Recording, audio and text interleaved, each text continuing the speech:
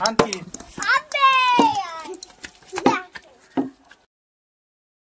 नमस्कार मंडळी, कसे आहात तुम्ही सगळे? तुम्हा सर्वांचं आपल्या डेली व्लॉग मध्ये पुन्हा एकदा मनापासून स्वागत।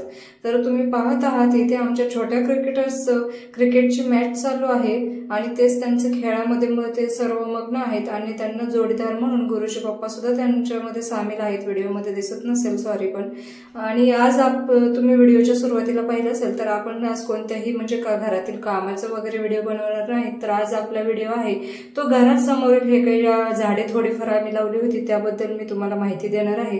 इथे जास्त काही झाडे नाहीयेत, पपईची 2-3 झाडे आहेत जी एका साईडला म्हणजे फाउंडेशनच्या पुढे एक झाड आहे, म्हणजे त्यालाच 3 फांद्या फुटलेल्या आहेत आणि त्याच्या पुढे एक छोटं झाड पपईचं उगवून आलेलं आहे। त्याच्या पुढे हा कडीपत्ता आलेला आहे आणि त्याच्या बाजूलाच पुन्हा एक छोटंसं पपईचं झाड उगवून आलं आहे आणि इथे एक सीताफळाचे 2 झाडे दिसत असतील तुम्हाला। आणि हे बघा केवढे सारे पपया याला लागलेले आहेत।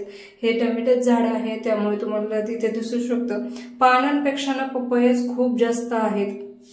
सीताफळाच्या झाडाला पण 1 वर्ष झालं असेल पण अजून तरी काही त्याला सीताफळे लागली नाहीत। किती वर्षात लागतात मला काही एवढं त्याबद्दल माहिती नाही, परंतु मी जे काही सीताफळ खाल्ले होते त्याचे बिया टाकले होते आणि तेच उगवून आले होते।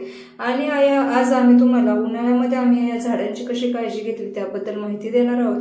कारण उन्हाळ्यामध्ये एवढं जास्त ऊन होतं ना की रोज पाणी देऊन सुद्धा तरी सुद्धा झाडांची पाने ही जरा सुकल्यासारखीच दिसत होती। काय करावं ते समजत नव्हतं। आणि एकदा काय झालं, होळीच्या टायमिंगला जेव्हा आपण होळी पेटवतो त्याची जी काही गौऱ्याची राख असते मग ती म्हटलं आता कुठे म्हणजे टाकून तरी कशी द्यायची। एकतर होळीचा सण म्हणजे देवाचा सण आणि वरून ती गौऱ्याची राख किती गुणकारी असते आपल्याला पण माहिती। फक्त होळीचीच नाही, साधी जरी गौऱ्याची राख असेल तरी खूप जास्त गुणकारी असते आणि घरात ठेवून तरी किती ठेवणार। खूप म्हणतात होळीची राख थोडीशी का होईना घरात ठेवावी, मग तशी एक पुडी बांधून ठेवली होती पण बाकीची काय करायची। म्हणून मग मी काय केलं होतं, फक्त जे लिंबोणीचं झाड होतं ना त्या लिंबोणीच्या झाडामध्येच म्हणजे ते गौऱ्याची राख टाकलेली होती आणि त्यानंतर त्याला पाणी देत होते। म्हटलं बघाव काय फरक पडतोय याने। कारण कसं आहे, शेणामध्ये उष्णता असते परंतु त्याच शेण वाळवून गौऱ्या जेव्हा केल्या जातात आणि त्या पेटवून जी राख केली जाते ना त्या राखामध्ये ना थंडावा असतो असं गावाकडचे लोक म्हणतात।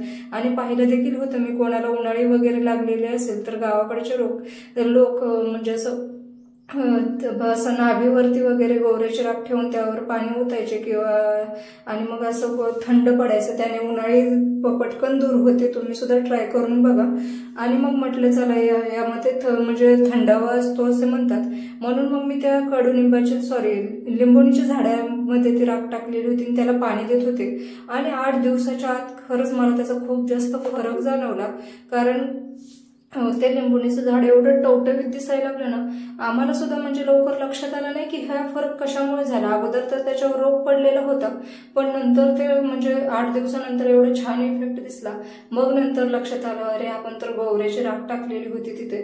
आणि मग त्यामुळे आम्ही परत आणखीन काही गौऱ्या साठवल्या आणि तेच पेटवून मग नंतर त्याची राख अशा प्रकारे झाडांना दिली आणि खरंच खूप जास्त फरक दिसला। झाडे एकदम टवटवीत दिसायला लागली आणि त्यामुळे उन्हाळा असून देखील झाडांची पाने सुकल्यागत दिसत नव्हती। हा कडीपत्ता तुम्हाला दिसत असेल, या कडीपत्त्याला ना आम्ही 2-3 वर्ष झालं लावतोय।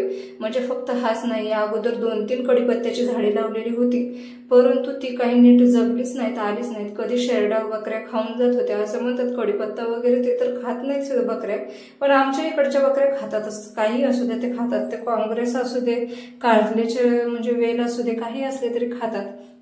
मग असंच एकदा दोनदा त्या बकऱ्या म्हणजे कडीपत्त्याचं झाड खाऊन गेले, कधी ते व्यवस्थित आलेच नाही आणि अशा प्रकारे मग आम्हाला देखील वैताग यायचा। परंतु मिस्टरांचं होतं काही झालं तरी आपण प्रयत्न सोडायचे नाहीत, ते झाडाला दुसरं आणखीन लावायचं। मग असं प्रकारे करत करत त्यांनी बरेच वेळा कडीपत्त्याचे झाड आणले आणि हे कडीपत्त्याचं झाड जगलं।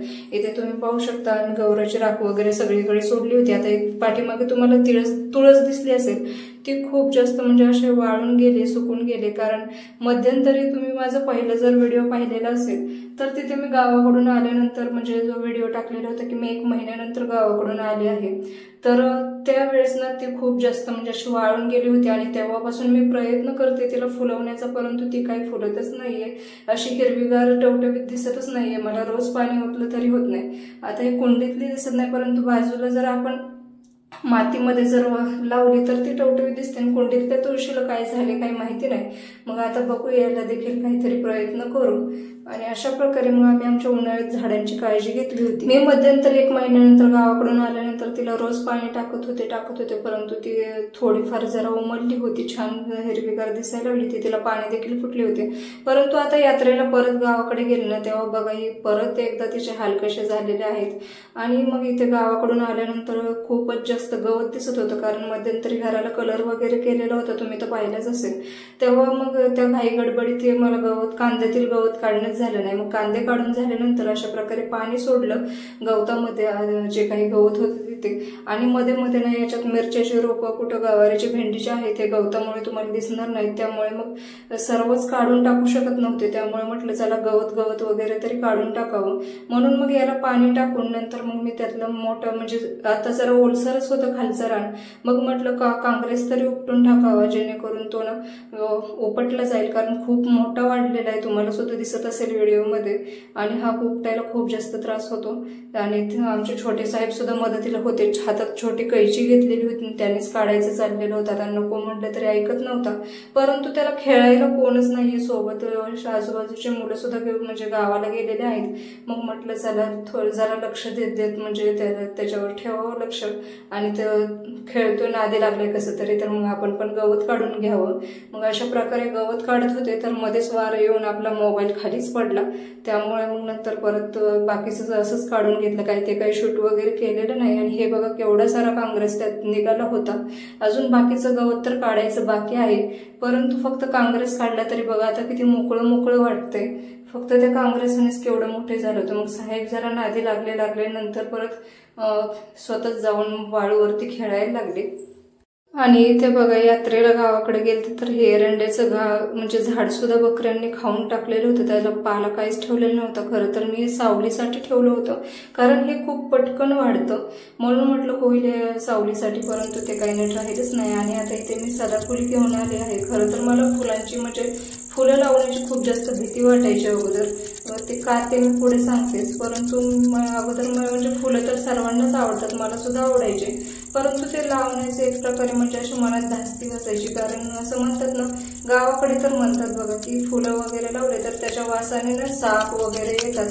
आणि आपल्या घरात छोटं बाळ आहे, आपण पण इकडे तिकडे फिरतच असतो, कधी का म्हणजे दिसलं नाही तर असं म्हणजे मनात वाटायचं. आणि जर शेवटी रानातली वस्ती आहे आणि त्यामुळे जर घरात शिरलं तर मग तर बोलायलाच नको, तो कसं म्हणजे शोधायलाच मग पंचायत होऊन जाईल, एवढा जास्त आपल्या घरामध्ये तर पसारा आहे, तुम्ही तर बघितलेच आहे. आणि त्यामुळे नको वाटायचं. परंतु मग नंतर तरी पण असं काही ठिकाणी बघितल्यानंतर आवडतं ना. आणि गावाकडे जाऊन आले ना तर मला मग तर खूप जास्त आवडतं, कारण आमच्या गावाकडे व्हिडिओमध्ये तुम्हाला काही ठिकाणी दिसलं असेल गावाकडच्या व्हिडिओमध्ये की आमच्या गावी फुलांचे वगैरे खूप सारे झाडं आहेत. आणि मग ते पाहून तर वाटतं की चला आपल्या पण दारात असावं, आणि जसं दुसऱ्यांच्या इथे बघितल्यावर किंवा कोणाच्याही इथे बघितल्यावर आपल्याला पण आवडतं. म्हणून मग इथे शेजारी सदाफुलीचे म्हणजे रोप होतं.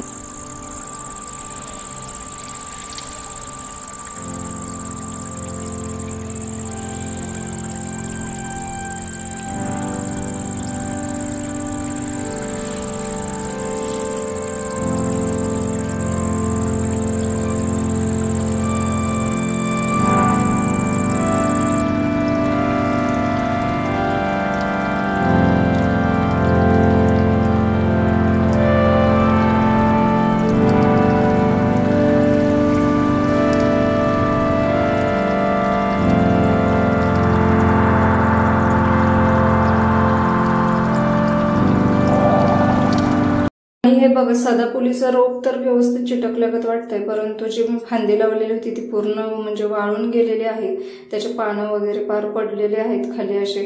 आणि आता याचं काय होते माहिती नाही. आता आता युट्यूबवरती मी व्हिडिओ पाहिले होते, त्यामध्ये कटिंग वगैरे लावल्यावर येत होतं असं दाखवत होते. आता युट्यूबचं किती खरं आणि किती खोटं काय माहिती, बघू आता काय होतंय ते. आणि मी तरी तर कटिंग छोटीशी लावायची सोडून पूर्ण मोठी फांदीच लावली, त्यामुळे आता काय माहिती काय होते, बघू पुढे तुम्हाला दाखवेलच कशा प्रकारे येते वगैरे ते.